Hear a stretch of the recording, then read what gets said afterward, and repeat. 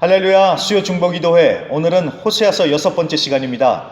거절당한 예배라는 제목으로 말씀을 보겠습니다. 우리 다 같이 호세아서 5장을 읽겠습니다. 제사장들아 이를 들으라. 이스라엘 족속들아 깨달으라. 왕족들아 귀를 기울이라. 너희에게 심판이 있나니 너희가 미스바에 대하여 올무가 되며 다볼 위에 친 그물이 됨이라. 패역자가 사륙죄에 깊이 빠졌음에 내가 그들을 다 벌하노라. 에브라임은 내가 알고 이스라엘은 내게 숨기지 못하나니 에브라임아 이제 내가 음행하였고 이스라엘이 더러워졌느니라. 그들의 행위가 그들로 자기 하나님에게 돌아가지 못하게 하나니 이는 음란한 마음이 그 속에 있어 여호와를 알지 못하는 까닭이라. 이스라엘의 교만이 그 얼굴에 드러났나니 그 죄악으로 말미암아 이스라엘과 에브라임이 넘어지고 유다도 그들과 함께 넘어지리라. 그들이 양떼와 소떼를 끌고 여호와를 찾으러 갈지라도 만나지 못할 것은 이미 그들에게서 떠나셨습니다. 그들이 여호와께 정조를 지키지 아니하고 사생아를 낳았으니 그러므로 세 달이 그들과 그 기업을 함께 삼키리로다. 너희가 기브아에서 뿔나파를 불며 라마에서 나파를 불며 베다웬에서 외치기를 베냐민아 내 뒤를 쫓는다 할지어다. 벌하는 날에 에브라임이 황폐할 것이라. 내가 이스라엘 지파 중에서 반드시 있을 일을 보였노라. 유다 지도자들은 경계표를 옮기는 자 같으니 내가 나의 진노를 그들에게 물같이 부으리라. 에브라임은 사람의 명령 뒤따르기를 좋아하므로 학대를 받고 재판의 압제를 받는도다. 그러므로 내가 에브라임에게는 좀 같으며 유다 족속에게는 썩이는 것 같도다. 에브라임이 자기의 병을 깨달으며 유다가 자기의 상처를 깨달았고 에브라임은 아수르로 가서 야렙 왕에게 사람을 보내었으나 그가 능히 너희를 고치지 못하겠고 너희 상처를 낫게 하지 못하리라. 내가 에브라임에게는 사자 같고 유다 족속에게는 젊은 사자 같으니 바로 내가 움켜갈지라. 내가 탈취하여 갈지라도 건져낼 자가 없으리라. 그들이 그 죄를 뉘우치고 내 얼굴을 구하기까지 내가 내 곳으로 돌아가리라. 그들이 고난받을 때에 나를 간절히 구하리라. 지난주 하나님이 이스라엘에게 고소장을 날리셨다는 것 기억하시죠? 하나님이 아닌 바알을 우상 숭배하면서 영적인 음행 그리고 성적인 음란을 행하는 아주 역겹고 추악한 일들이 버젓이 자행되고 있었습니다. 자, 이렇게 된 근본적인 이유는 하나님을 아는 지식이 없어서였습니다. 그래서 지난주에 하나님을 알자고 이 말씀을 기초로 해서 하나님의 마음을 알 때 우리의 영혼이 빵빵해지면서 어떠한 파도, 어떠한 세파가 몰려와도 가라앉거나 흔들릴 것이 아니라 둥둥 떠다닌다는 것을 우리가 지난주에 봤습니다. 자, 이제는 오늘 말씀을 보도록 하겠습니다. 우리 다 같이 6절을 보겠습니다. 그들이 양떼와 소떼를 끌고 여호와를 찾으러 갈지라도 만나지 못할 것은 이미 그들에게서 떠나셨습니다.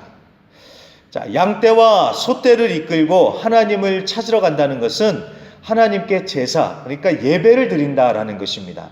자, 그런데 양이나 소를 한 마리도 아니고 때로 가져다 갖다 바친다고 하는데도 하나님은 날 만나지 못할 것이다 라고 말씀을 하십니다. 그 말은 그 제사, 그 예배 안 받으시겠다라는 것입니다. 도대체 왜 안 받으시는 것일까요? 왜냐하면 그 당시의 사람들이 예배에 대해서 너무나도 잘못된 생각을 가지고 있었기 때문입니다. 이사야서 1장 11절에 하나님께서 이런 말씀을 하십니다. 여호와께서 말씀하시되 너희의 무수한 재물이 내게 무엇이 유익하뇨? 나는 순양의 번제와 살찐 짐승의 기름에 배불렀고 나는 숫송아지나 어린 양이나 순염소의 피를 기뻐하지 아니하노라. 아멘. 자, 너네들이 소, 양, 염소로 무수한 재물을 바치지만 나는 배가 부르고 솔직히 말해서 지겹다. 토하고 싶다. 집어쳐라. 지금 그 말씀을 하고 계시는 것입니다. 자, 그런데 그 다음 구절이 더 충격적입니다. 이사야서 1장 12절 말씀.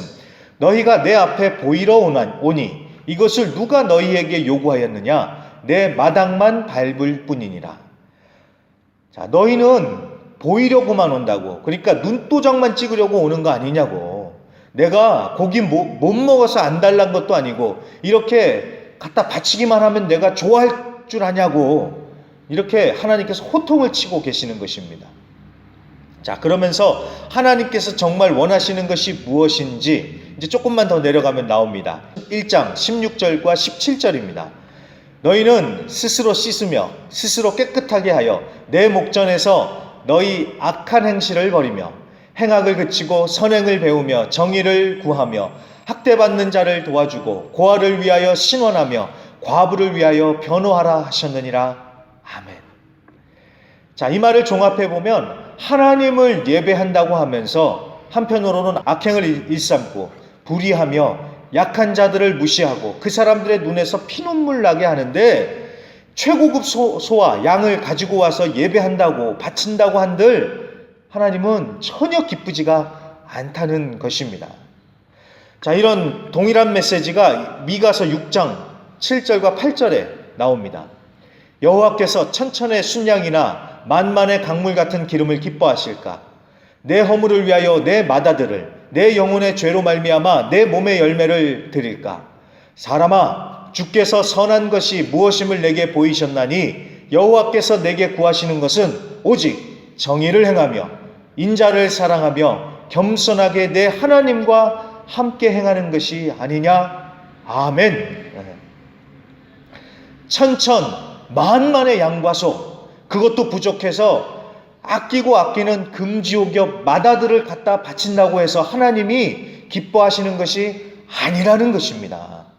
하나님이 무엇을 기뻐하십니까? 정의를 행하고 이웃을 사랑하고 하나님의 뜻에 순종하면서 사는 것, 이것이 진정 하나님께서 원하시는 제사 예배다라는 것입니다.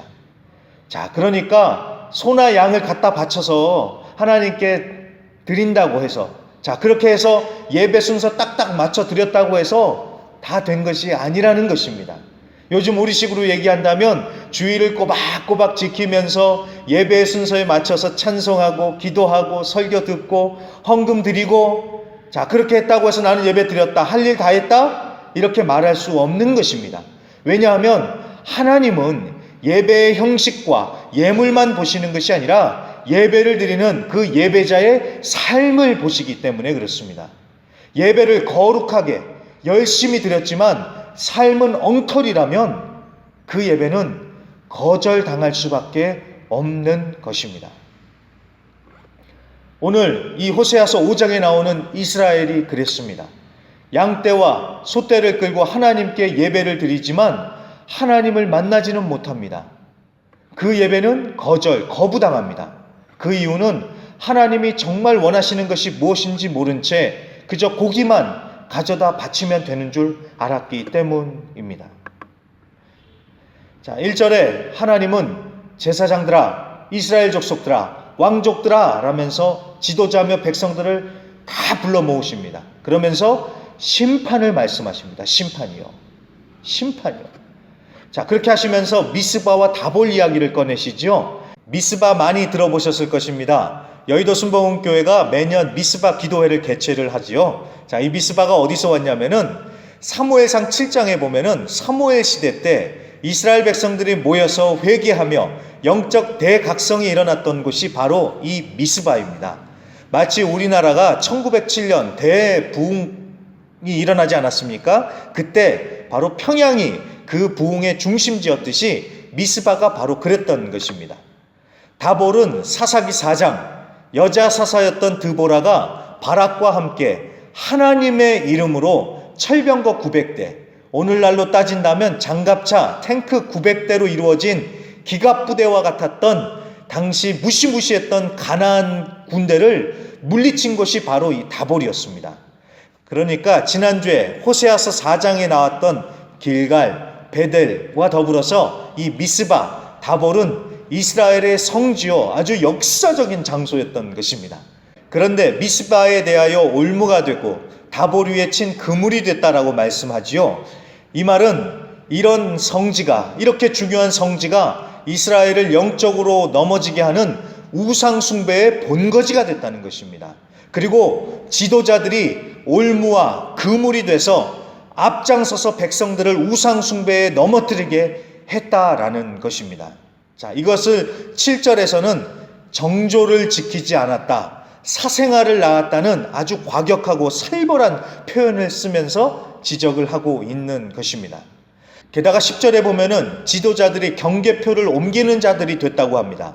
여기 경계표라는 것은 땅을 구분하는 경계선을 말하는 것입니다. 자, 하나님은 이스라엘 백성들에게 각 가정별로 땅을 나누어 주셨습니다.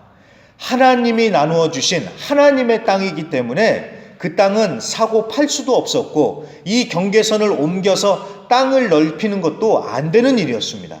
그래서 하나님은 철저하게 레위기와 신명기에 그러면 안 된다라는 것을 철저하게 말씀을 하십니다. 레위기 25장 23절 토지를 영구히 팔지 말 것은 토지는 다 내 것임이라.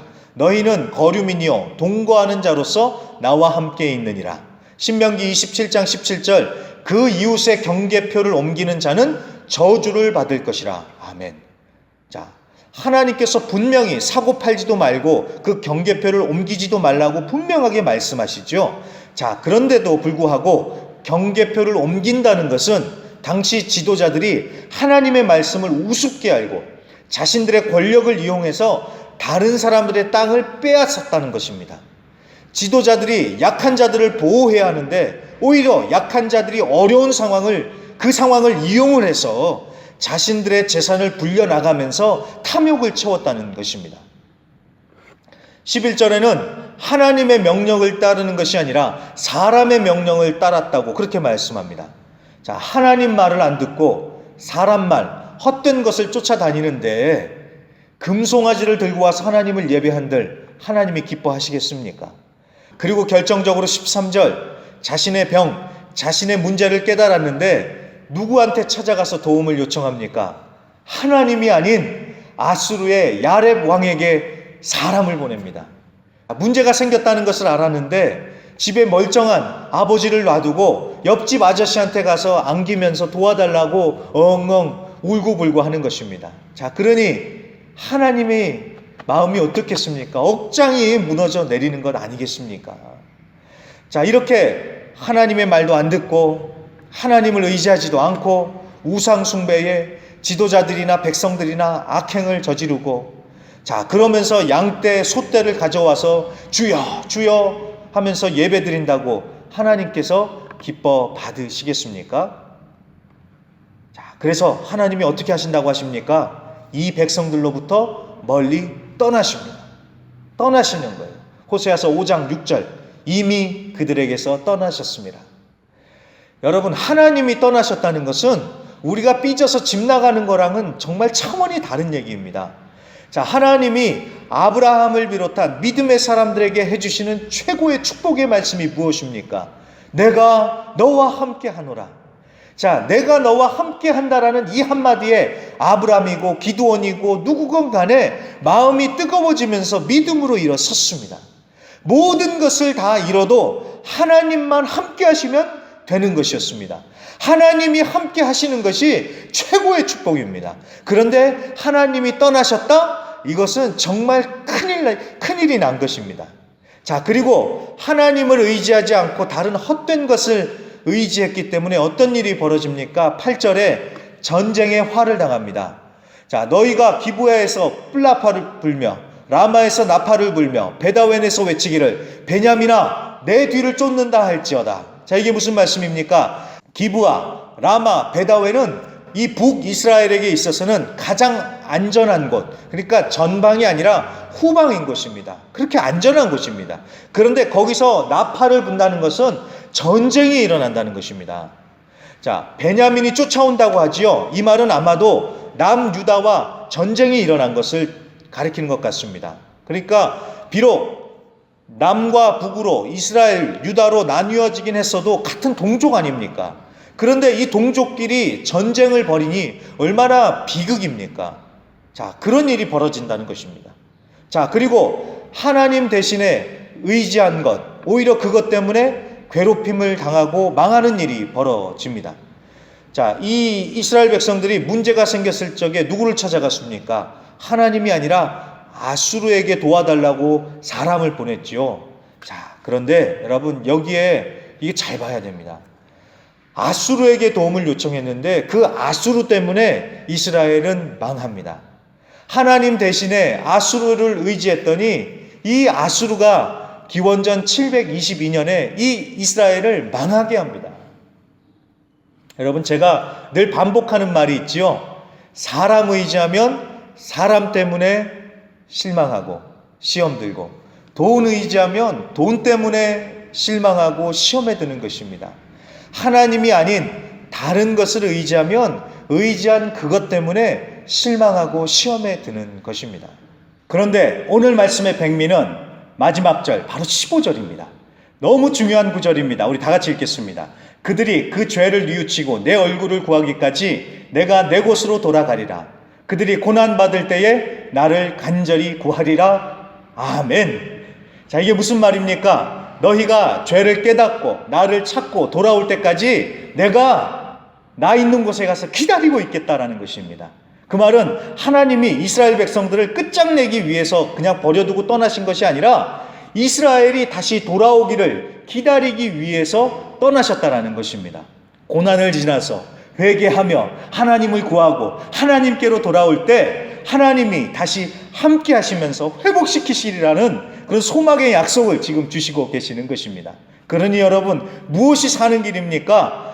회개하면서 하나님의 얼굴을 구하며 하나님께 나가면 사는 것입니다.